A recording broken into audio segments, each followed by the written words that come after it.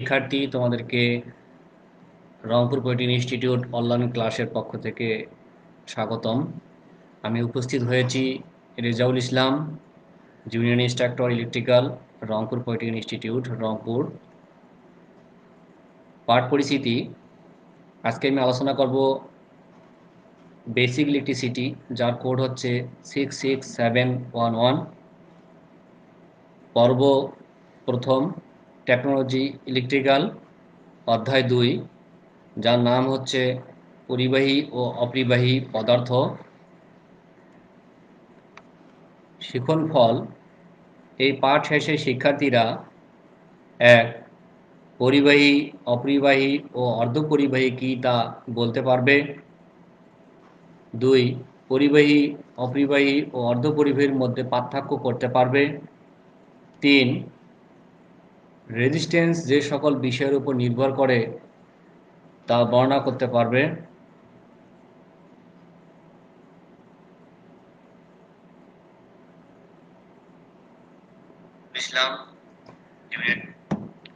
4. রোধের সূত্র প্রতিপাদন করতে পারবে। 5. আপেক্ষিক রোধ এবং আপেক্ষিক রোধের একক সম্পর্কে জানতে পারবে। 6. ইউনিট কনভারসেশন জানতে পারবে। এবং সর্বশেষ 7. রোধের সূত্র সম্পর্কিত সমস্যা, গাণিতিক সমস্যার সমাধান করতে পারবে। তো শিক্ষার্থী, শুরুতেই পরিবাহী, অপরিবাহী, অর্ধপরিবাহী নিয়ে আলোচনা করব। তো পরিবাহী বা কন্ডাক্টর, আমরা অনেকেই জানি পরিবাহী বলতে কী বোঝায়, বা পরিবাহীর সংজ্ঞা কী, বা পরিবাহী কী। চলো দেখা যাক। যে সকল পদার্থের মধ্য দিয়ে অতি সহজেই কারেন্ট প্রবাহিত হতে পারে তাকে পরিবাহী বলে। উদাহরণ হিসাবে যেমন তামা, অ্যালুমিনিয়াম, পারদ, সোনা ইত্যাদি। শিক্ষার্থী, আমি একটা চিত্র তুলে ধরেছি। এখানে যে চিত্রের মধ্যে পদার্থগুলো দেখতেছ, সবগুলো পদার্থই পরিবাহী পদার্থের উদাহরণ।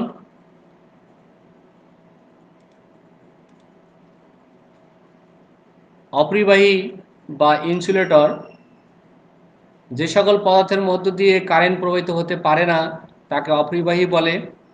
যেমন কাঁচ, কাঠ, রাবার, কাগজ, চীনামাটি ইত্যাদি। তোমরা একটা চিত্র দেখতেছো, সবগুলো হচ্ছে অপরিবাহী পদার্থের উদাহরণ। এই চিত্রের মধ্যে দেখো গ্লাস, প্লাস্টিক, সিরামিক, উড, উল, এগুলো সবই হচ্ছে অপরিবাহী পদার্থ। অর্ধপরিবাহী বা সেমিকন্ডাক্টর, যে সকল পদার্থ পরিবাহী ও অপরিবাহী এই দু ধরনের পদার্থের মাঝামাঝি গুণসম্পন্ন, অর্থাৎ যাদের কারেন্ট প্রবাহে বাধা দেওয়ার ক্ষমতা পরিবাহী ও অপরিবাহী পদার্থের মাঝামাঝি, সেগুলোকে অর্ধপরিবাহী বলে। যেমন জার্মেনিয়াম, সিলিকন, কাঠ, কার্বন ইত্যাদি। তো শিক্ষার্থী, খুব সহজ টপিক, পরিবাহী, অপরিবাহী, অর্ধপরিবাহী। এক কথা আছে, যার মধ্যে দিয়ে কারেন্ট প্রবাহিত হতে পারে পরিবাহী, যার মধ্যে দিয়ে কারেন্ট প্রবাহিত হতে পারে না অপরিবাহী, যার মধ্যে দিয়ে কিছু প্রবাহিত হয় এটা হচ্ছে অর্ধপরিবাহী।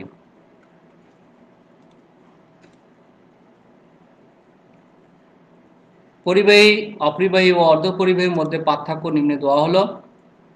খেয়াল করো তোমরা, বাম দিকে হচ্ছে পরিবাহী, মাঝে অপরিবাহী এবং ডান দিকে অর্ধপরিবাহী। তো পার্থক্যটা হচ্ছে, না, 1 নম্বরে সহজেই বিদ্যুৎ প্রবাহিত হয়, অর্থাৎ পরিবাহীর মধ্যে সহজেই বিদ্যুৎ প্রবাহিত হয়। অপরিবাহীর ক্ষেত্রে বিদ্যুৎ প্রবাহিত হতে পারে না। অর্ধপরিবাহীর ক্ষেত্রে আংশিক প্রবাহিত হতে পারে। 2, রোদের পরিমাণ খুব কম, অর্থাৎ পরিবাহী পদার্থের মধ্যে রোদের পরিমাণটা খুবই কম, অপরিবাহী পদার্থের মধ্যে রোদের পরিমাণ খুবই বেশি, এই জন্য কারেন্ট প্রবাহিত হতে পারে না। আর অর্ধপরিবাহী পদার্থের ক্ষেত্রে রোদের পরিমাণ মাঝামাঝি, এই জন্য কিছু প্রবাহিত হয়। 3, পরিবাহিতা খুব বেশি, এই যে রোধ কম অর্থাৎ রেজিস্ট্যান্স বাধা কম, এই জন্য পরিবাহিতা খুব বেশি। আর অপরিবাহী পদার্থ পরিবাহিতা খুবই কম, এটা না বললেই চলে। আর অর্ধপরিবাহীর ক্ষেত্রে পরিবাহিতা মাঝামাঝি। 4, ভ্যালেন্স ইলেকট্রন পরিবাহীর ক্ষেত্রে 4টার কম থাকবে, আর অপরিবাহী পদার্থের ক্ষেত্রে ভ্যালেন্স ইলেকট্রনের সংখ্যা হচ্ছে 4টার বেশি। অর্ধপরিবাহীর ক্ষেত্রে ভ্যালেন্স ইলেকট্রন 4টি। আবারও বলছি, এটা গুরুত্বপূর্ণ টার্ম। পরিবাহী পদার্থের ক্ষেত্রে ভ্যালেন্স ইলেকট্রন 4টার কম, অপরিবাহী ক্ষেত্রে 4টার বেশি, আর অর্ধপরিবাহীর বেলায় 4টি। 5, প্রচুর মুক্ত ইলেকট্রন থাকে পরিবাহী পদার্থে। অপরিবাহী পদার্থে মুক্ত ইলেকট্রন থাকে না। অর্ধপরিবাহী পদার্থে মুক্ত ইলেকট্রনের পরিমাণ সামান্য। এই হলো পরিবাহী, অপরিবাহী এবং অর্ধপরিবাহী পদার্থের মধ্যে পার্থক্য। Very simple. এবার রেজিস্ট্যান্স যে সকল বিষয়ের উপর নির্ভর করে তা আলোচনা করব। অর্থাৎ শিক্ষার্থী আমি একটু বলি রেজিস্ট্যান্সটা কি। রেজিস্ট্যান্স হচ্ছে প্রত্যেকটা পদার্থের মধ্যে একটা ধর্ম থাকে বাধা প্রদান করার জন্য ইলেকট্রনকে প্রবাহ করার বেলায়। তো এই রেজিস্ট্যান্সের আলোচনা এর আগে হয়েছে, যাকে আর দ্বারা প্রকাশ করা হয়, এক হচ্ছে ওহম। তো এই রেজিস্ট্যান্স কিছু মেটালের ক্ষেত্রে কিছু বিষয়ের উপর নির্ভর করে। এক নম্বর হচ্ছে পরিবাহীর দৈর্ঘ্য, যাকে সংক্ষেপে এল দ্বারা প্রকাশ করা হয়। তাহলে এই পরিবাহীর দৈর্ঘ্যের হ্রাস বা বৃদ্ধি হলে রেজিস্ট্যান্সের মান হ্রাস বা বৃদ্ধি ঘটবে।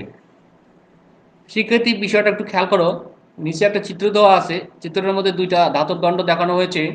একটা ধাতব দণ্ড 2 ফিটের, আর একটা নিচে দেওয়া আছে ছোট করে, এটার মান হচ্ছে 1 ফিট, এটা ফিট হবে। নিচে ধাতব দণ্ডটা 1 ফিটের, উপর ধাতব দণ্ডটা 2 ফিটের। একই ব্যাসার্ধ, একই প্রস্থচ্ছেদ, কিন্তু দৈর্ঘ্য বেশি কম।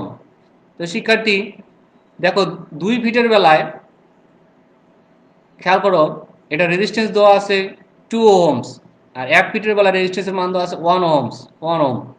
দেখো 1 ওহম কম কেন, এখানে 1 ফিট দৈর্ঘ্য, আর 2 ওহম বেশি কেন, এটা দৈর্ঘ্য বেশি, 2 ফিটের। এখন খেয়াল করো কারেন্ট কি পরিমাণ প্রবাহিত হচ্ছে, 0.5 এম্পিয়ার প্রবাহিত হচ্ছে 2 ফিটের বেলায়, আর 1 ফিট মেটালটার বেলায় 1 এম্পিয়ার প্রবাহিত হচ্ছে। শিক্ষার্থী তোমরা চিত্রের মধ্যেই ডিফারেন্টটা খেয়াল করো, দৈর্ঘ্য যখন বেশি তখন কারেন্ট প্রবাহিত হচ্ছে কম, রেজিস্ট্যান্স বেশি। দৈর্ঘ্য যখন কম তখন রেজিস্ট্যান্স কম, কারেন্ট প্রবাহিত হচ্ছে বেশি।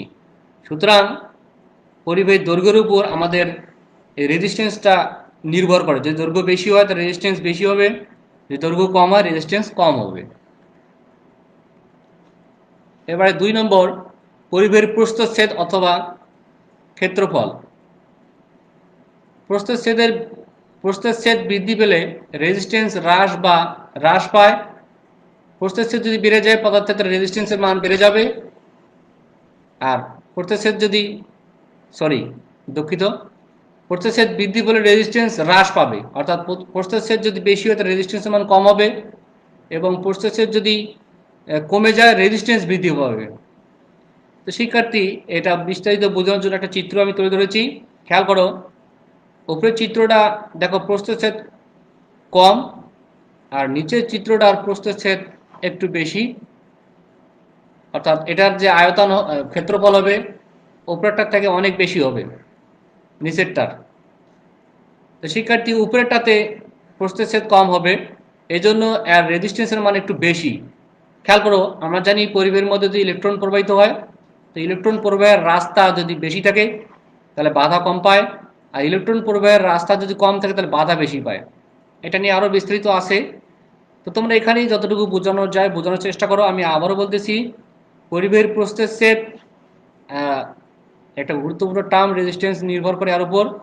প্রস্থচ্ছেদ যদি কম হয় তাহলে রেজিস্ট্যান্সের মান বেশি হয়, প্রস্থচ্ছেদ যদি বেশি হয় তাহলে রেজিস্ট্যান্সের মান কম হয়। এই চিত্র দুটো আমি তুলে ধরেছি। 1 নম্বর যে চিত্র দেখতেছো উপরের, এই উপরের চিত্রটার প্রস্থচ্ছেদ কম, সুতরাং রেজিস্ট্যান্সের মান বেশি। আর 2 নম্বর চিত্রটার প্রস্থচ্ছেদ বেশি, এই জন্য রেজিস্ট্যান্সের মান কম। দেখো ইলেকট্রন যে ফ্লো হবে অর্থাৎ বিদ্যুৎ যে প্রবাহিত হবে, রাস্তা অনেক বেশি, মানে প্রবাহিত হওয়ার রাস্তা বেশি বড়, এই জন্য বাধা কম। আর প্রবাহিত হওয়ার রাস্তা খুবই কম, এই জন্য বাধা বেশি। আশা করি 2 নম্বর পয়েন্টটিও বুঝতে পেরেছো। যদিও তোমাদের বুঝতে অসুবিধা হয় কমেন্ট করে তোমরা আমাকে কোশ্চেন করবে, আমি লেকচার শেষে তোমাদের কমেন্ট পড়ে পড়ে উত্তর দেওয়ার চেষ্টা করবো ইনশাআল্লাহ। এবারে 3 নম্বরে, পরিবাহীর উপাদান, অর্থাৎ কোন পদার্থের তৈরি ওই মেটালটা, সেটার উপরও রেজিস্ট্যান্স নির্ভর করে। 4 হচ্ছে তাপমাত্রা। তাপমাত্রা বৃদ্ধি পেলে রেজিস্ট্যান্সের মান বৃদ্ধি পায়, এবং এবং তাপমাত্রা হ্রাস পেলে রেজিস্ট্যান্সের মানও হ্রাস পায়। আশা করি তোমরা রেজিস্ট্যান্স কোন কোন বিষয়ের উপর নির্ভর করে বুঝতে পেরেছো। এবার রোধের সূত্র প্রতিপাদন অথবা প্রমাণ করা যে R is equal rho L divided A, এটা একটা গুরুত্বপূর্ণ সূত্র, এটা রোধের সূত্র বলা হয়। তো এই রোধের সূত্রটা খুবই গুরুত্বপূর্ণ, এখান থেকে ম্যাথও আছে, আমি আলোচনা করব সূত্রটা কিভাবে আসে তাও আলোচনা করব। আচ্ছা দেখা যাক, পরিবাহীর রোধকে আর দ্বারা প্রকাশ করা হয়, তোমরা ইতিমধ্যে জানো। দৈর্ঘ্য এল, প্রস্থচ্ছেদ এবং উপাদান, প্রস্থচ্ছেদ হলো এ এবং উপাদান মানের মধ্যে বিদ্যমান সম্পর্কগুলো কতগুলো নিয়ম মেনে চলে, এই নিয়মগুলোই রোধের সূত্র নামে অভিহিত। শিক্ষার্থী, পরিবাহী পদার্থের মধ্যে যে রোধ থাকে দৈর্ঘ্য এল এবং প্রস্থচ্ছেদ যে, এই উপাদানগুলো একটা নিয়ম মেনে চলে, এই নিয়মগুলোই হচ্ছে রোধের সূত্র, যেটাকে প্রকাশ করা সংক্ষেপে R is equal rho L divided A. তো দেখা যাক সূত্রগুলো কি কি। প্রথম সূত্র হচ্ছে তাপমাত্রা, প্রস্থচ্ছেদ ও উপাদান স্থির থাকলে পরিবাহীর রোধ এর দৈর্ঘ্যের সমানুপাতিক, অর্থাৎ আর সমানুপাতিক এল, যেখানে সমীকরণ হচ্ছে 1। শিক্ষার্থী আমি আবারও বলছি, তাপমাত্রা, প্রস্থচ্ছেদ ও উপাদান যদি স্থির থাকে সেক্ষেত্রে পরিবাহীর রোধ এর দৈর্ঘ্যের সমানুপাতিক, অর্থাৎ রোধ হচ্ছে আর, দৈর্ঘ্য হচ্ছে এল, অর্থাৎ আর সমানুপাতিক এল। এটা হচ্ছে 1 নম্বর সমীকরণ বা 1 নম্বর কন্ডিশন। এরপর 2, তাপমাত্রা, দৈর্ঘ্য উপাদান স্থির থাকলে পরিবাহীর রোধ এর প্রস্থচ্ছেদের ব্যস্তানুপাতিক, অর্থাৎ পরিবাহীর যে রোধ এটাকে আমরা প্রকাশ করি আর দ্বারা, তাহলে আর সমানুপাতিক 1 ডিভাইডেড এ, যেহেতু ব্যস্তানুপাতিক, এটা সমীকরণ নম্বর 2। শিক্ষার্থী আমি আবারও বলছি 2 নম্বর টার্মটা, তাপমাত্রা, দৈর্ঘ্য ও উপাদান স্থির থাকলে পরিবাহীর রোধ এর প্রস্থচ্ছেদের ব্যস্তানুপাতিক। তাহলে আমাদের কি দাঁড়াচ্ছে দেখো, যেহেতু রোধ ব্যস্তানুপাতিক তাহলে আর, আর স্থির কি আছে, দৈর্ঘ্য এল স্থির আছে, এল এখানে আসতেছে না, তাহলে কি দাঁড়াচ্ছে আমাদের, যেহেতু প্রস্থচ্ছেদের সাথে ব্যস্তানুপাতিক তাহলে ব্যস্তানুপাতিক লিখতে হবে, এটাকে লেখা হয় 1 ডিভাইডেড এ, সরি 1 ডিভাইডেড এ, হ্যাঁ, সমীকরণ নম্বর 2। এবার 3 নম্বরে, তাপমাত্রা, প্রস্থচ্ছেদ ও দৈর্ঘ্য স্থির থাকলে পরিবাহীর রোধের উপাদানের বিশুদ্ধতা, কাঠিন্য এবং ঘনত্বের উপর নির্ভর করে। এই হলো রোধের সূত্র। তাহলে এখন খেয়াল করো, 1 এবং 2 নং সমীকরণ থেকে আমাদের কি দাঁড়ায়। 1 এবং 2 নং সমীকরণ যদি আমরা 2 নং সমীকরণ থেকে যদি আমরা খেয়াল করি, তাহলে দেখো আর সমানুপাতিক এল ডিভাইডেড বাই এ হবে। দেখো এখানে হলো আর সমানুপাতিক এল, নিচে হচ্ছে 2 নম্বর হচ্ছে আর সমানুপাতিক 1 ডিভাইডেড এ, দুইটার কম্বাইন্ড হচ্ছে আর সমানুপাতিক এল ডিভাইডেড এ, অথবা আর সমান রো এল ডিভাইডেড এ। সেক্ষেত্রে খেয়াল করো, এখানে সমানুপাতিক তুলে দিলে একটা সমান চিহ্ন লেখা যায় এবং সাথে সাথে একটা ধ্রুবক লিখতে হয়। তো ধ্রুবকটা আমি লিখেছি রো, এই দেখো খেয়াল করো, এটার নাম হচ্ছে রো। যেহেতু আমাদের সূত্রে এই যে রো ইউজ করা হয়েছে রোধের সূত্রে, এই জন্য আমি ধ্রুবকটা লিখেছি রো। এই রো নিয়ে পরবর্তীতে আলোচনা করব। তো শিক্ষার্থী, তাহলে আমাদের কি দাঁড়াচ্ছে, R is equal rho L divided A, এটাই হচ্ছে রোধের সূত্র। তো রোধের যে সূত্রটা আমরা পাইলাম 1 নম্বরে, R is equal rho L divided A, এই একটা সূত্র থেকে আমরা 4টা ফর্মে নিয়ে আসতে পারি। যেমন দেখো এখানে 4টা রাশি আছে, আর, রো, এল, এ, এই 4টা এক করে যদি আমরা মান বের করি তো 4 রকমের আমাদের সূত্র দাঁড়ায়। এই জন্য আমি লিখেছি যে রোধের সূত্রসমূহ, এই সূত্রগুলো দিয়ে আমরা গাণিতিক সমস্যা সমাধান করতে পারবো। তাহলে দেখা যাক 2 নম্বরে কি, যদি আমরা রো বের করি তাহলে কি দাঁড়ায়, আর এ ডিভাইডেড এল। যদি আমরা এ বের করি 3 নম্বরে তাহলে কি দাঁড়ায়, A is equal rho L divided R. যদি এল বের করি অর্থাৎ দৈর্ঘ্য বের করি তাহলে আমাদের কি দাঁড়ায়, L is equal R A divided rho. শিক্ষার্থী, এখানে আর হচ্ছে পরিবাহীর রোধ, এল হচ্ছে পরিবাহীর দৈর্ঘ্য, এ হচ্ছে পরিবাহীর প্রস্থচ্ছেদ এবং রো হচ্ছে একটা সমানুপাতিক ধ্রুবক, যার মান বিভিন্ন ক্ষেত্রে বিভিন্ন রকম হয় একক অনুযায়ী। এমনি এটাও আলোচনা করব।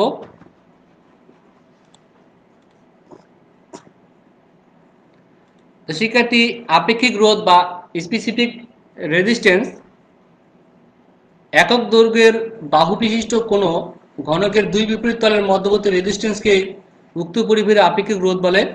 একে স্পেসিফিক রেজিস্ট্যান্স বা রেজিস্টিভিটি বলে, একে রো দ্বারা প্রকাশ করা হয়। এর একক ওহম মিটার বা ওহম সেন্টিমিটার বা ওহম ইঞ্চ বা ইঞ্চি বা ওহম ফিট। তো সেক্ষেত্রে এটা হচ্ছে যে আপেক্ষিক রোধ, যেটা আমরা দোকান থেকে ধ্রুবক হিসেবে ব্যবহার করলাম, সেটাই হচ্ছে আপেক্ষিক রোধ।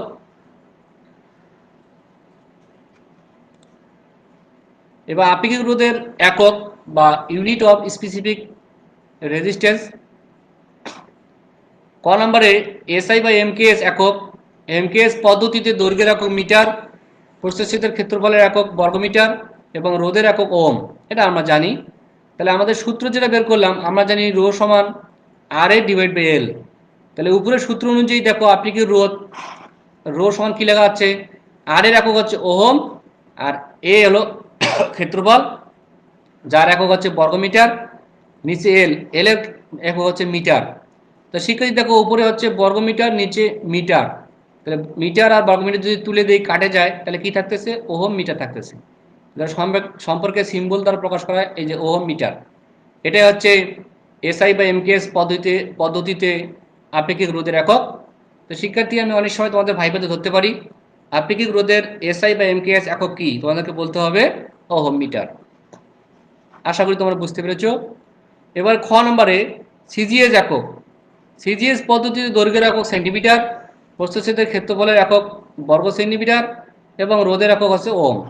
তা আমরা সূত্র জানি, rho is equal R A divide by L.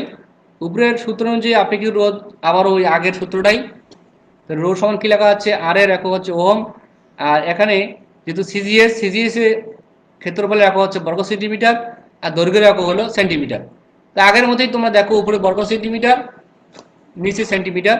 Centimetre বর্গমিটার থেকে কাটাকাটি করলে শুধু সেন্টিমিটার থাকে, তাহলে আমাদের দ্বারা ওহম সেন্টিমিটার, যেটাকে প্রতীক দ্বারা প্রকাশ করা হয় ওহম সেন্টিমিটার। আশা করি তোমরা সিজিএস এককটাও বুঝতে পেরেছো। এবারে গ হচ্ছে এফপিএস একক। এফপিএস পদ্ধতিতে দৈর্ঘ্যের একক ফুট ও প্রস্থচ্ছেদের ক্ষেত্রফলের একক হচ্ছে বর্গ ফুট এবং রোধের একক ওম। শিক্ষার্থী যে কোনো এককেই রোধের একক ওম, এটা তোমার মনে রাখবে। তো আমরা জানি যে সূত্রটা rho is equal R A divide by L. এই সূত্র অনুযায়ী আগের মতোই, তাহলে আর এর একক ওম রাখলাম। এ যেহেতু এপিএস পদ্ধতিতে বর্গফুট রাখলাম, আর এল এর যেহেতু ফুট রাখলাম। তাই শিক্ষার্থী আগের নিয়ম অনুযায়ী বর্গফুট থেকে ফুট যদি বাদ দেয়, তাহলে কি থাকতেছে, শুধু ফুট থাকতেছে। তো আমাদের কি দাঁড়ায়, ওহম ফুট, যেটাকে প্রতীক দ্বারা প্রকাশ করা হয় ওহম ফুট। আশা করি তোমরা আপেক্ষিক রোধের এককগুলো ক্লিয়ার হয়েছে। তো তোমাদের গাণিতিক টার্মের যে রাশিগুলার একক দেওয়া থাকবে, সবগুলো রাশি একই এককে করতে হবে। তার মানে যখন গাণিতিক টার্মে আসবো তখন আলোচনা করবো ইনশাআল্লাহ। এখানে একটা গুরুত্বপূর্ণ কোশ্চেন আছে, এই কোশ্চেনটা তোমাদের শর্ট কোশ্চেন হিসেবে আসে। কোশ্চেনটা হচ্ছে তামার পরিবাহীর আপেক্ষিক রোধ 1.72 ইন্টু 10⁻8 ওহম মিটার হলে এর অর্থ কি। তো এর অর্থটা কি আমরা এখন কোশ্চেনটা দেখব। তামা পরিবাহীর আপেক্ষিক রোধ 1.72 ইন্টু 10⁻8 ওহম মিটার কথাটির অর্থ 1 মিটার দৈর্ঘ্য ও 1 মিটার প্রস্থচ্ছেদ বিশিষ্ট তামা পরিবাহী অথবা 1 মিটার দৈর্ঘ্যের বাহু বিশিষ্ট ঘনাকৃতির তামা পরিবাহীর দুই বিপরীত তলের মধ্যবর্তী রেজিস্ট্যান্সের মান হচ্ছে 1.72 ইন্টু 10⁻8 ওহম। তা আশা করি তোমরা এটাও বুঝতে পেরেছো, খুব গুরুত্বপূর্ণ কোশ্চেন। এবার একটু আমি আলোচনা করব ইউনিট কনভারসেশন, অর্থাৎ আমরা বড় একক থেকে কিভাবে ছোট এককে যাব, অথবা ছোট একক থেকে কিভাবে বড় একক যাব। যেমন আমি 1 নম্বরে তুলে ধরেছি কিলোমিটার থেকে আমি মিটারে আসব, অর্থাৎ 1 কিলোমিটার থেকে আমি মিটারে যাব। তাহলে 1 কিলোমিটার থেকে মিটারে গেলে আমাদের মান কত আসে, এটা আমরা বের করব।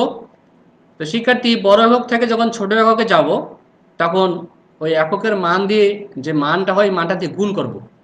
আর ছোট একক থেকে যখন বড় এককে যাব, তখন ওই মান দিয়ে সম্পর্কের মানটা দিয়ে, যে সম্পর্ক বিটুইন দুই এলিমেন্ট, তাদের মান দিয়ে আমরা ভাগ করব। তো 1 নম্বরে খেয়াল করো, 1 কিলোমিটারকে আমরা মিটারে প্রকাশ করতে হলে কত হবে, 1 কিলোমিটার এর ভ্যালু কত, কিলোমিটার জায়গায় এর ভ্যালু হচ্ছে 1, আর কিলোমিটার থেকে মিটারের সম্পর্ক হচ্ছে 1000, আর তার সংখ্যায় লেখা যায় 10⁻3।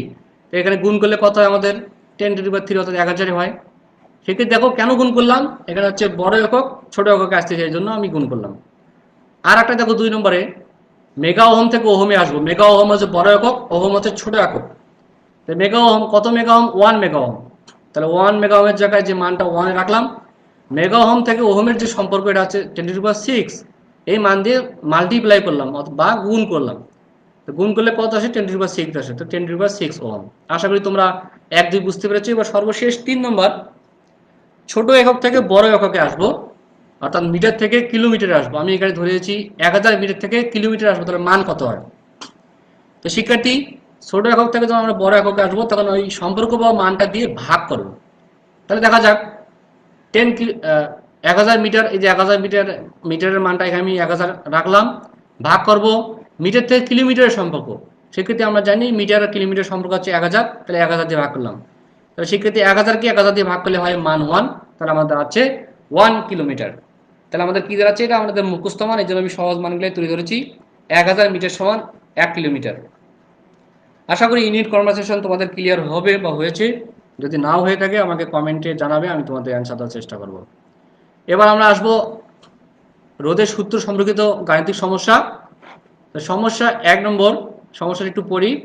1 কিলোমিটার দীর্ঘ এবং 1.29 সেন্টিমিটার ব্যাস বিশিষ্ট একটি তামার তারের রেজিস্ট্যান্স 0.13 ওহম হলে তামার আপেক্ষিক রেজিস্ট্যান্স নির্ণয় করো। সেক্ষেত্রে খেয়াল করো 1 কিলোমিটার দৈর্ঘ্য, এটা এল এর মান, আর 1.29 সেন্টিমিটার ব্যাস, মানে এটা ডির মান। তামার রেজিস্ট্যান্স দেওয়া আছে, আর এর মান দেওয়া আছে 0.13, আর আপেক্ষিক রোধ মানে রো বের করতে হবে। তা আসল সমাধানে যাওয়া যাক। সমাধান দেওয়া আছে আমাদের এল সমান 1 কিলোমিটার, তাই এটাকে আমরা মিটার করলাম, মিটারটাকে আমরা সেন্টিমিটারে করলাম। কীভাবে করলাম তোমরা নিজেরাই বলবে কমেন্ট করে, আমি আর এটা বললাম না, যেহেতু এর আগে আলোচনা করলাম। এখন ডির মান দেওয়া আছে 1.29 সেন্টিমিটার। তো এটা হচ্ছে, ডিটা হচ্ছে কি ডায়া, এটা হচ্ছে বাংলায় বলে ব্যাস। আচ্ছা, আর আর এ আমাদের রেজিস্ট্যান্সের মান দেওয়া আছে 0.13 ওহম, আর বের করতে হবে আপেক্ষিক resistance rho is equal what. এইগুলো আমাদের কোশ্চেন। তো আমরা জানি যেহেতু পরিবাহী তার, তামার তার, তো তারের ক্ষেত্রে ক্ষেত্রফলটা কত হবে খেয়াল করো। A is equal pi D square ভাগিত 4। তো pi D square divide by 4, পাইয়ের মানকে 4 দ্বারা ভাগ করে আমাদের এটা আসে, আমি একবারে করেছি, তোমরা আলাদাভাবে করবে। যার মান আছে 0.785 ইন্টু ডির মান হচ্ছে 1.29, তার উপরে স্কয়ার, এখানে ক্যালকুলেশন করলে হয় 1.306 বর্গ সেন্টিমিটার। যেহেতু এটা ক্ষেত্রফল, এই জন্য বর্গ সেন্টিমিটার। এরপর শিক্ষার্থী দেখো, আমরা জানি আর সমান রো এল ডিভাইডেড এ। তো আমরা রো বের করবো, রো সমান হচ্ছে আর এ ডিভাইড বাই এল। সবগুলোর মান বসাই দিলাম, মান বসাই দিয়ে ক্যালকুলেশন করলে আমাদের মান আসে 1.7 × 10⁻6 ওহম সেন্টিমিটার। যেহেতু আপেক্ষিক রোধের একক হচ্ছে ওহম সেন্টিমিটার, এটা হচ্ছে সিজিএস পদ্ধতিতে করা হয়েছে। সবগুলা রাশি একটু খেয়াল করো শিক্ষার্থী, যে দৈর্ঘ্য এল, এটাকে আমরা সেন্টিমিটার নিয়েছি। এই যে ডায়া যে আমাদের ছিল, এটাও সেন্টিমিটার নিয়েছি। তারপরে ক্ষেত্রফল আমাদের সেন্টিমিটার চলে এসেছে। এই জন্য আমাদের এককও হয়ে গেল, মূল এককটাও হয়ে গেল ওহম সেন্টিমিটার। আশা করি সমস্যা 1 বুঝতে পেরেছো। এবার সমস্যা 2 আমি একটু পড়ি। 10 মিটার দৈর্ঘ্যের একটা তামার তারের আপেক্ষিক রোধ 1.72 × 10⁻6 ওহম সেন্টিমিটার, এর প্রস্থচ্ছেদের ক্ষেত্রফল 1.25 বর্গ সেন্টিমিটার হলে তারটির রোধ কত, মানে আর চেয়েছে। এবার তো সমাধানে আসি। দেওয়া আছে এল এর মান 10 মিটার, এটাকে আমরা সেন্টিমিটারে করলাম। সেন্টিমিটার কী বের করলাম? মিটার থেকে সেন্টিমিটারের যে সম্পর্ক 100 সেই সম্পর্ক দিয়ে গুণ করলাম, যেহেতু বড় থেকে ছোট হয়ে যাচ্ছে, যে গুণ করলাম। তো রোর মান দেওয়া আছে 1.72 × 10⁻6 ওহম সেন্টিমিটার, আর এ আছে 1.25 বর্গ সেন্টিমিটার, আর সমান ওয়াট। তো আমরা জানি ভেরি সিম্পল ম্যাথ, সূত্রটা বসাই দিলাম, সূত্রটা বসাই দিয়ে রাশিগুলোর মান ইনপুট করলাম। তো মান ইনপুট করে ক্যালকুলেশন করলাম, ক্যালকুলেশন করে আমাদের আসে 1.736 × 10⁻3, যার একক হবে ওহম। তো আশা করি শিক্ষার্থী তোমরা 2 নম্বর সমস্যাটিও বুঝতে পেরেছো। তো এই পর্যন্ত তোমাদের যদি কোনো প্রশ্ন থাকে তোমরা কমেন্ট করে আমাকে জানাও, আমি অ্যান্সার দেওয়ার চেষ্টা করবো ইনশাআল্লাহ। তো শিক্ষার্থী, এবার তোমাদের হোমওয়ার্ক 1, পরিবাহী, অপরিবাহী এবং অর্ধপরিবাহী উদাহরণসহ সংজ্ঞা লিখো, যা আমি আলোচনা করেছি। 2 হচ্ছে পরিবাহী, অপরিবাহী, অর্ধপরিবাহীর মধ্যে পার্থক্য লিখো। 3, রেজিস্ট্যান্স কোন কোন বিষয়ের উপর নির্ভর করে বর্ণনা দাও। 4, প্রমাণ করো যে R is equal rho L divided A. 5, আপেক্ষিক রোধ কাকে বলে। একক ও প্রতীক সহ লিখো। 6 রোধের সূত্র সম্পর্কিত গাণিতিক সমস্যা সমাধান করো। এই হলো তোমাদের হোমওয়ার্ক। সেক্ষেত্রে আমি প্রথম ক্লাসে বলেছি বেসিক ইলেকট্রিসিটি সাবজেক্ট থেকে তোমরা একটা নোট খাতা করবে সুন্দর করে। এই খাতাতে প্রত্যেকটা চ্যাপ্টারের যে আমি হোমওয়ার্কগুলো দিব সুন্দর করে তুলে ধরবে। যখন আমাদের ইনস্টিটিউট খুলবে তখন এই খাতাটা আমি জমা নিব, মূল্যায়ন করবে, এটার উপর তোমাদের মার্কস আছে। আচ্ছা, সেক্ষেত্রে আগামী ক্লাস অধ্যায় 3, যার নাম হচ্ছে ওহমের সূত্র। তাহলে ওহমের সূত্র নিয়ে আগামী ক্লাসে আমি উপস্থিত হব ইনশাআল্লাহ। তো সবাইকে আজকে ধন্যবাদ। তো এখন আমি তোমাদের কমেন্ট পড়বো, দেখি কে কি কমেন্ট করেছো, উত্তর দেওয়ার মতো আছে কিনা।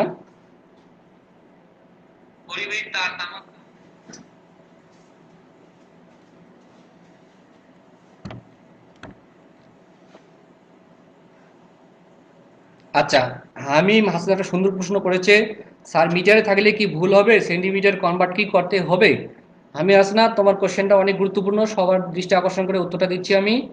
তুমি ম্যাথের যে এককে নিয়ে আসবে প্রত্যেকটা রাশির ওই এককে আনতে হবে, অর্থাৎ যতগুলো ট্রাম ইউজ করবে রাশির, প্রত্যেকটা রাশির একক হইতে হবে এক এক। যদি তুমি মিটারে আনতে চাও তাহলে প্রত্যেকটা রাশিকে কনভার্ট করতে হবে মিটারে। অর্থাৎ আমি যেটা বুঝতে যাচ্ছি, আমরা যে ম্যাথটা করব, ম্যাথের যে অ্যান্সারে আসুক না কেন, আমরা প্রত্যেকটা রাশির একক একটা করব। যদি আমি সিজিএস এ করি তাহলে সিজিএস, যদি এসআই এককে করি এসআই একক, যদি এফপিএস একক করি তাহলে এফপিএ একক। আশা করি তোমার প্রশ্নটা তুমি পেরেছো।